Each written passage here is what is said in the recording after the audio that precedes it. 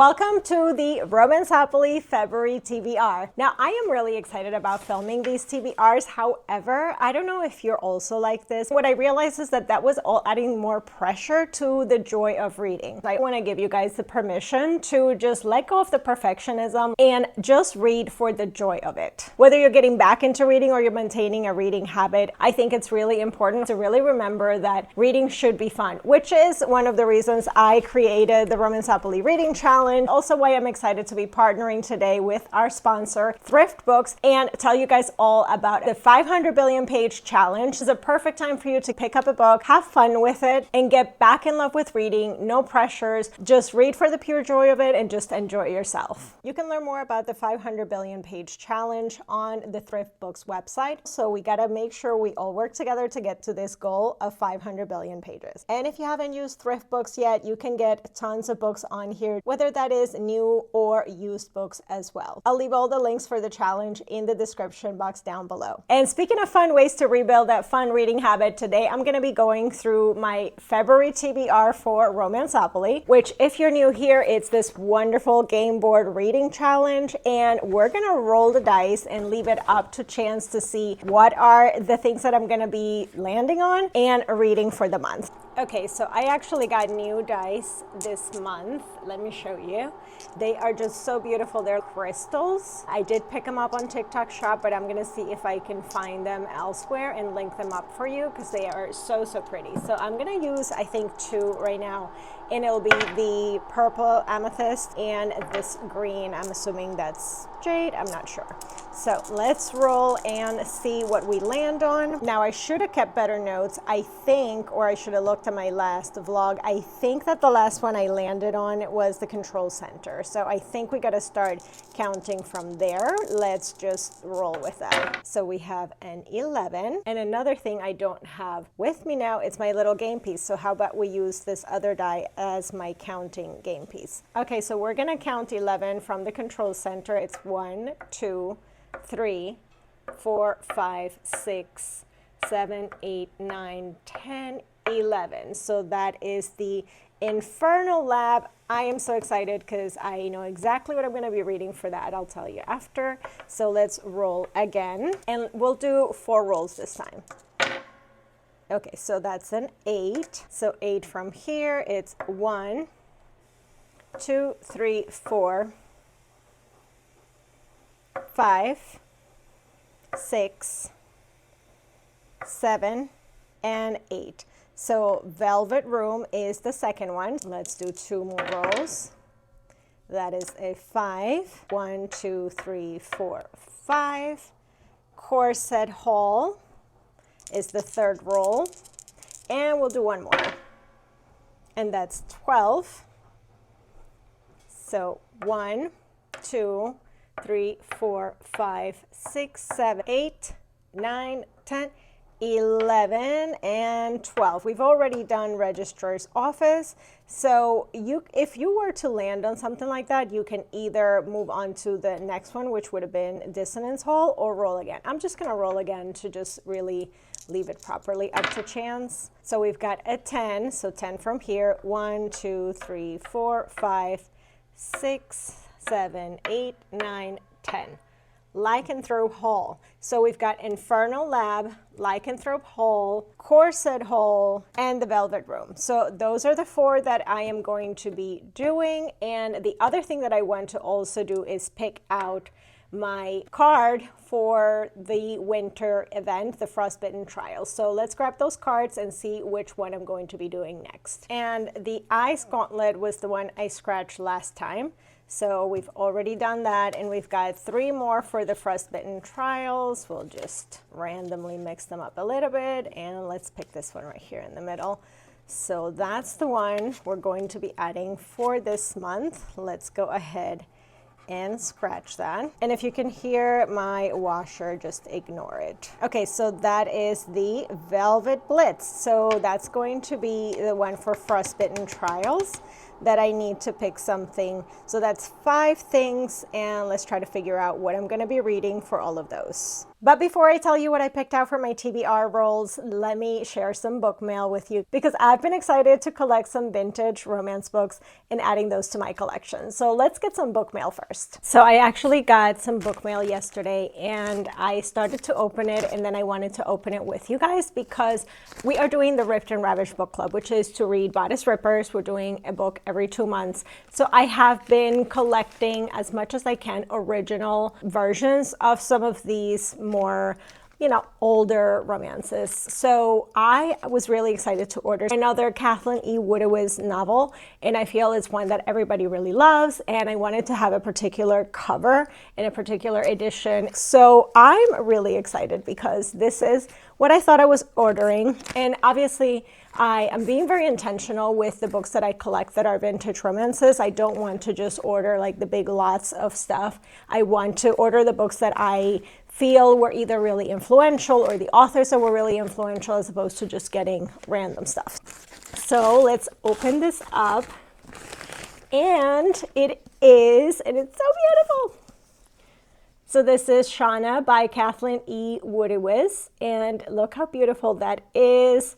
It is the original edition. It's pretty. This is pretty chunky. This is a big book. It does have some wear and tear on the spine, which I am totally fine with because I don't know about you guys, but I feel like when I read an actual physical paperback, I break the spine all the time. Like, to me, that just means that it's a well-loved book. I mean, as long as it's not fully falling apart and like the cover is detaching, it's fine. Let's just look at the edition. Has the author picture right there. Okay, so this is the first Avon printing, April 1977. This is the 10th print of this book. So it's not quite like the first edition, but it is the 10th printing. I feel like it's close enough to what I was looking for. So I am super excited that I've added this to my shelves. I don't know necessarily if we're going to be reading another Kathleen E. Woodiwiz for the book club, since we are already doing one, but let me know in the comments if you've read this book. What did you think of this book? So yeah, I am super excited. This is just beautiful artwork. I would love to see more of that, and that's the back cover with a little pirate ship as well. I mean, I'm assuming it's a pirate ship. I have no idea, but this looks so beautiful. So I'm super excited for this. All right, so let's talk TBR for the things that I rolled for February.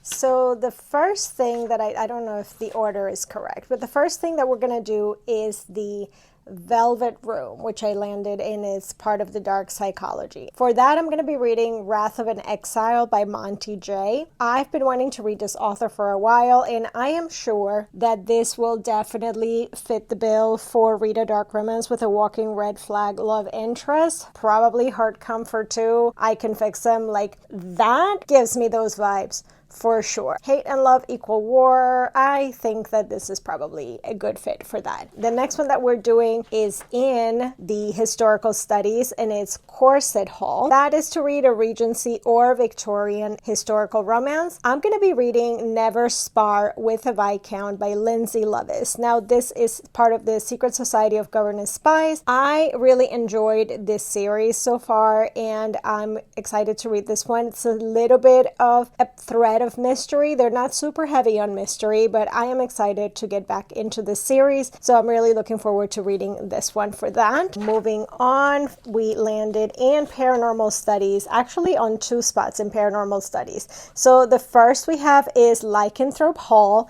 which is to read a shifter romance. Obviously, you would think that's pretty simple, and for that I'm deciding to read Muscles and Monsters by Ashley Bennett. I've been wanting to read this since it came out as an indie. I think it sounds really fun, and I'm excited to get into that series as well. I'm really looking forward to that. And then the last one is Infernal Lab, which is to read a demon romance or one involving magical contracts. So definitely we've got demons. And for that, I'm going to be reading Son of the Morning by Akwaeke Emezi. I've been wanting to read this since it came out. I'm really looking forward to that. So I'm super excited. I've got the audiobook for this lined up, and I was just waiting to land on the Infernal Lab. So I'm excited that we got to that really quickly. And then when I did the TBR scratch of cards for the event, we picked out the Velvet Blitz for the Frostbitten Trials. So that is to read a dark romance, psych thrillers with romance, villain MCs, or mafia assassin love stories. Now, villain MCs, dark romance with a villain MC fantasy is kind of what I'm going for here, I think, but also a little bit of a mafia, I think, again. And for that, I'm going to be reading Game On by Nevessa Allen. I have an arc of this that I've been dying to dive into. We know the hero of this book,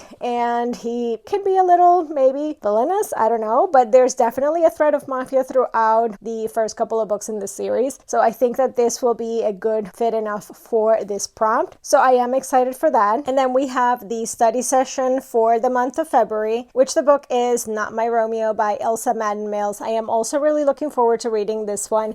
I tend to read at least one Elsa Madden Mills book per year, so this I'm really excited for because it's one that I didn't get around to reading when it came out, and it just sounds perfect also because it has a little bit of football romance in there. I think all of those are really exciting books for the month of February. I can't wait to dive into all of them. Let me know what you guys are landing or reading for Romanceopoly for the month of February, or any TBR plans that you might have. But before we say goodbye here for today, I did want to share with you guys a little Christmas present that I got myself. So let's unbox that together and do a little bit of first impressions as well. I wanted to share my unboxing of my Christmas present, which is my Kobo purchase. I am super excited about this. It's my first time trying a Kobo. I have been religiously a Paperwhite girly. I think I got my first Paperwhite. I have to check, but it might be like 2011, 2012, somewhere around there. It was my first one, and I've pretty much stuck with the Paperwhite. I did switch to the Kindle Voyage, which I liked better than the Paperwhite, but then they discontinued that, so I had to go back to the Paperwhite. And I really like the e-ink devices.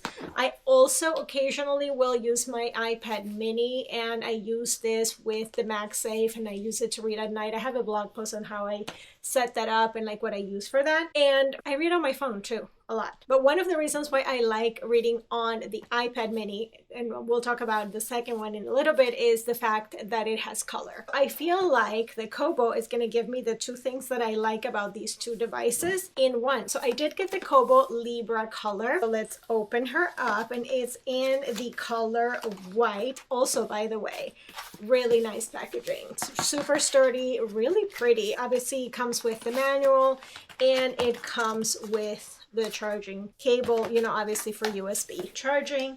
And here she is. This is the device. I really like it. It feels really good in my hand. A couple of things I will tell you just from my experience of reading on the Kindle Paperwhite and some of the things I like and I have liked over the years, and they've switched out and like they don't have those features anymore. I really like being able to hold the device right here on the side versus how the Paperwhite has the extra space at the bottom. I don't like holding it down here as much. Like this feels awkward to me, and this on the side feels super natural. So just from the grip alone, I feel like it's really, really nice. Also, something that I will say, the power button down here for the Paperwhite, I hit this all the time. Like I just turned this on accidentally. So I actually really like the fact that on the Kobo Libra Colour, it's on the back. There was a Paperwhite or the Voyage that had the power button in the back, and I really like that. It feels like it's not something you're going to hit accidentally unless like you're looking for that. So I really like that. Also, just first impressions from the difference between these two, I feel like the Kobo Libra Colour is lighter, not by much, but it's a little bit lighter than the Paperwhite. And again, just the grip itself, this is very comfortable for me. So those are first impressions. What I would say also, I really like the texture in the back, how this is a little bit rougher versus the Paperwhite being super smooth. You kind of really need to have some kind of a cover so you have more grip on this. Like if you were to use it just the way it is, it slides around a lot. In this, if you wanted to, you don't have to put anything on it, and it has a nice grip. Obviously, I have to try out the devices and see how it compares and all of that. I did end up getting the power adapter because sometimes I don't have enough USB ports, so I feel like that is important just to have. And I also got the clear case, and these things I got all through the Kobo website directly. I got the clear case, the cover for the back. Maybe we'll do a video decorating that together. I am putting some thoughts on how I want to do the back of it. So maybe we'll plan that out and I'll share that with you guys. Maybe I'll even redo the back of my Paperwhite. So we'll see about that.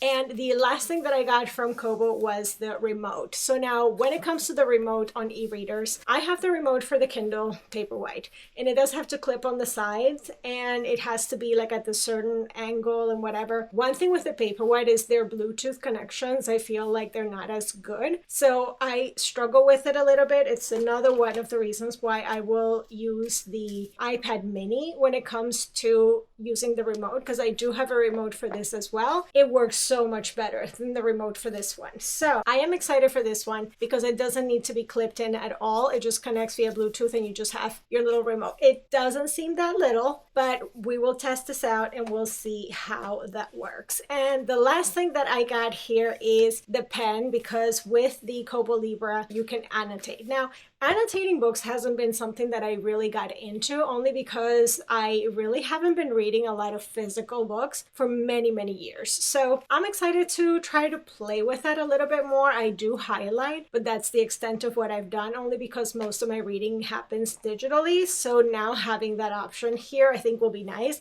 And the fact that it's on color. So I ended up getting a pen that is not from Kobo. So it is a cheaper option. My friend Malia recommended it, and it's Meta pen. This is the Surface Pen M1. So I will leave that linked as well. So if you want a cheaper option for something that works with the Kobo, this is the one that I'm going to be testing out. So I will update you guys on my whole process of trying this out. I will not be getting the Kobo Plus subscription just yet. So I'm first going to be testing the device and seeing how I like it and how I like reading on it.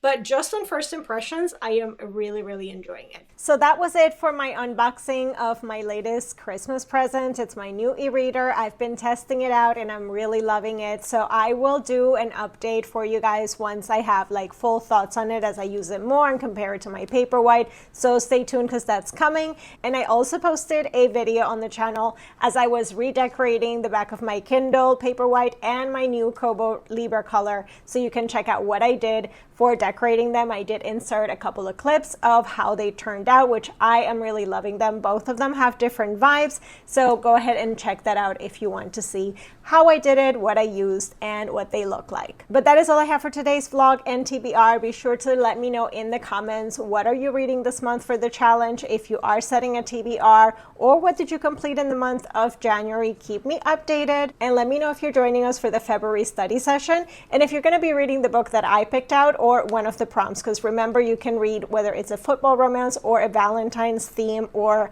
Cupid or mythology inspired ones as well. All of those prompts and links are in the information box down below, so you can check out all the details for the study sessions. Also, don't forget to join the 500 billion page challenge from Thrift Books. Again, I want to thank them for sponsoring today's video, and all of the links for all of that are in the information box down below as well. I'll see you guys in the next video. Bye.